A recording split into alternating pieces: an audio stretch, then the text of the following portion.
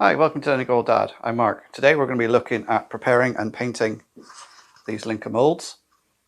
So we're going to paint one using a normal paintbrush and one with an airbrush so you can see the difference. I'll show you an airbrush and how it works. I'll also show you how I make my own homemade thinners for use with acrylic paints.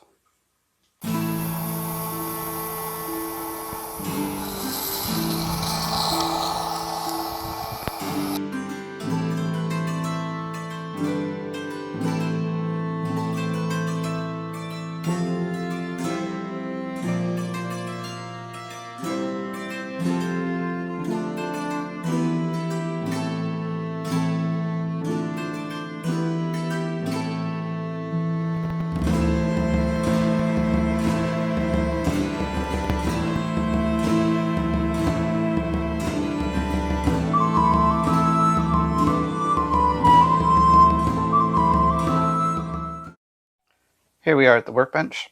So we're going to prepare these Linka molded houses for painting. You'll see in some of the joins there's some gaps. So what we do to prepare those and get rid of the gaps is we take some water, a little bit of plaster, and mix that up. We want a watery mixture, we don't want a thick plaster. Maybe just a bit more.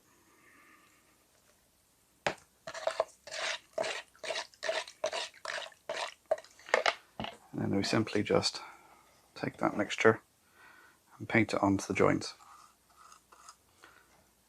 And as it dries, it will fill in the gaps. Now you may have to do this 2 or 3 times on some of the bigger gaps. You do this slowly with a weakened plaster so you don't lose any of the details of the brick or stonework.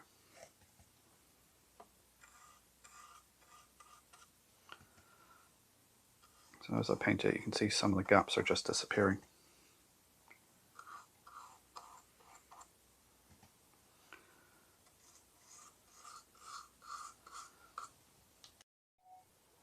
While the houses are drying off, let's have a look at the airbrush. This is just a cheap airbrush that I got off Amazon. It's a top-loaded gravity fed with a double action. Double action meaning you have to pull back and press down to get the paint flowing.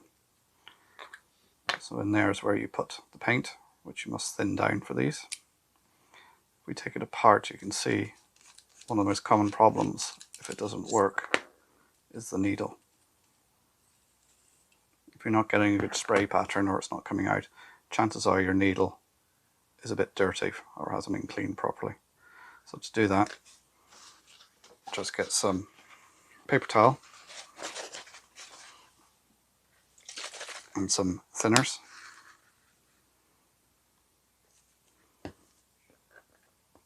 And simply, carefully rub the needle through it to clean it off.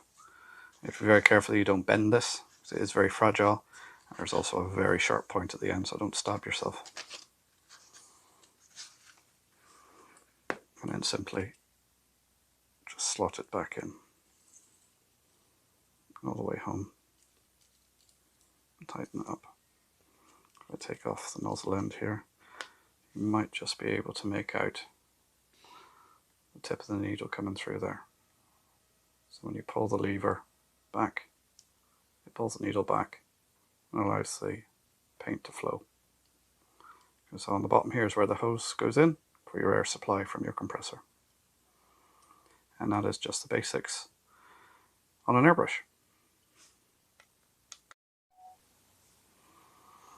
It's important to keep your airbrush clean, so when you've finished it for the day, empty any of the paint out of the hopper, pour in some thinner and just allow it to blast through, and that will keep it nice and clean.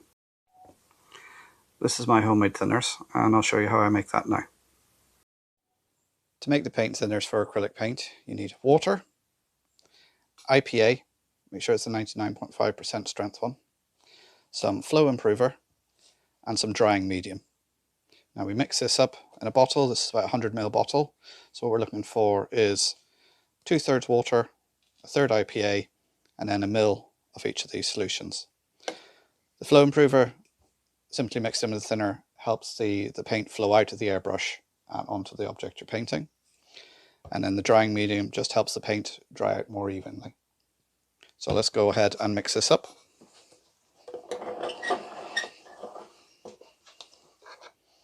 So So we're just going to roughly gauge this.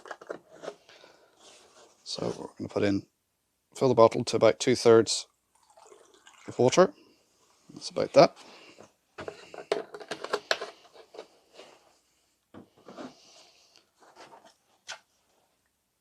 Top it off with IPA.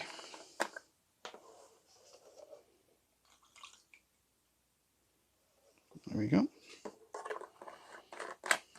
Put these two out of the way.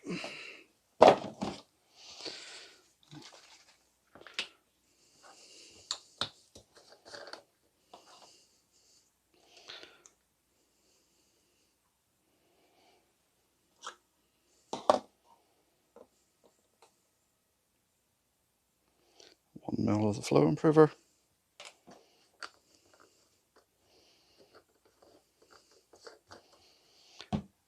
And 1 ml of the drying medium.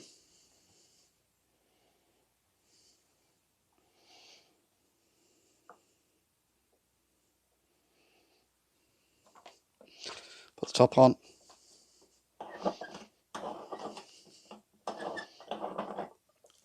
Give it a shake. And there's your thinner.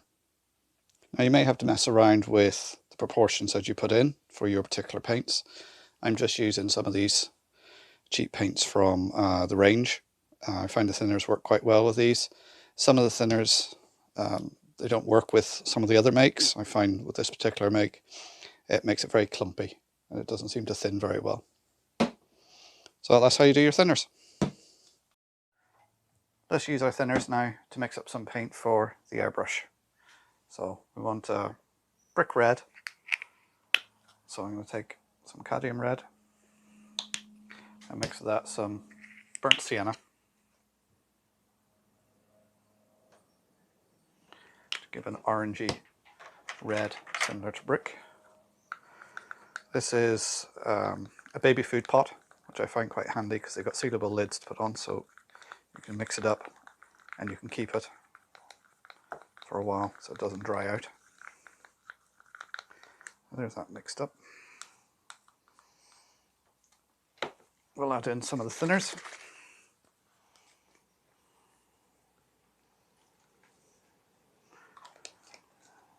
And the good thing about putting a lid on it is we can then give it a good shake.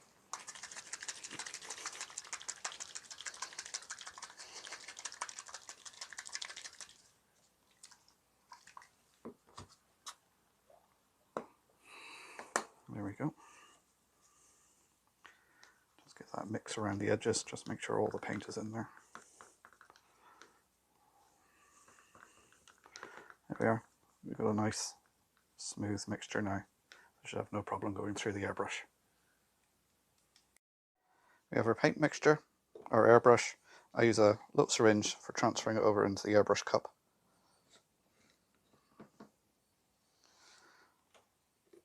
I'll just squirt some into the cup.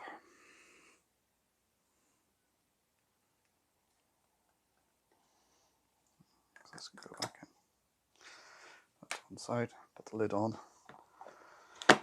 So if you knock it over, it doesn't spill everywhere. Put the lid on the airbrush. Now, an airbrush works by, when you switch on the compressor, the air comes in and goes past the nozzle. So when you switch it on, you'll feel the airflow. And then by pulling back on the lever and depressing it, that pulls the needle back, allowing the paint to flow in past the needle, and the air pressure from the flowing air pulls the paint from the cup out past the nozzle. So we'll just switch on the compressor and we'll see how we go.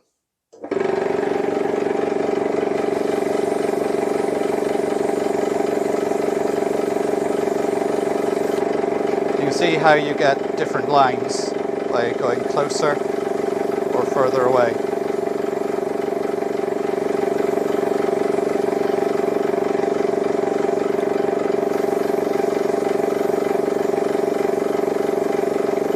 So you can control the flow by the distance you have the airbrush from the object. So let's spray the house and see how it looks.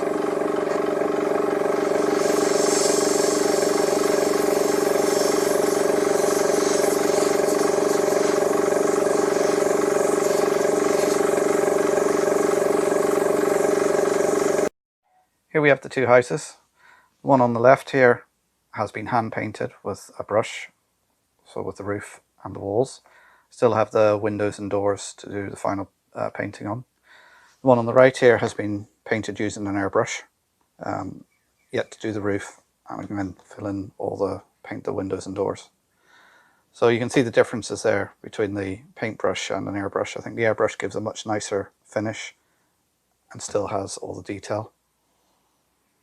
So I hope you find that useful. If you're getting an airbrush and you're using it, just spend time practicing with it, learning how to use it and the different positions to hold it in to get the different spray patterns. Thanks for watching. Please don't forget to like, subscribe and share, and I'll see you next time. Bye for now.